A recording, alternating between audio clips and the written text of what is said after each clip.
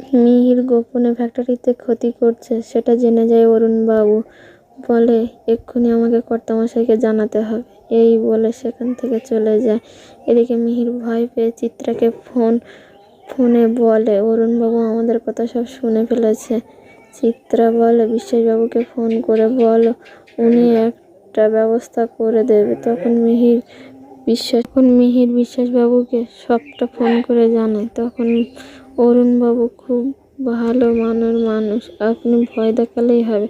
তখন বিশ্বাসবাবু বলে, ওটা আমার ওপরে ছেড়ে দিন, আমার চিন্তা কেমন দেখতে তাই বলুন। তখন বর্ণনা দেয় মিহির অরুণের। ওদিকে জয়দীপ বিশ্বাসের গাড়ি পাঠিয়ে দেয়। এদিকে অরুণ কর্তামশাইয়ের কাছে যাওয়ার জন্য রাস্তায় গাড়ি দেখতে থাকে, আর পিছন দিক থেকে এসে জয়দীপ বিশ্বাসের গাড়ি সে ধাক্কা দিয়ে চলে যায়।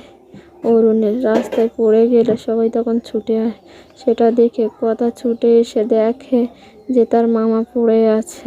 তখন দেখে মাথা দিয়ে রক্ত বেরোচ্ছে। তাই দেখে গ্রামের লোকজন জুনিদের বাড়িতে ডাকতে যায় আর সবটা বলে। তখন খবরটা শুনে কান্নায় ভেঙে পড়ে। তারপর অরুণবাবুকে বাড়িতে আনি আর বেঁচে নেয়। সবাই কাঁদতে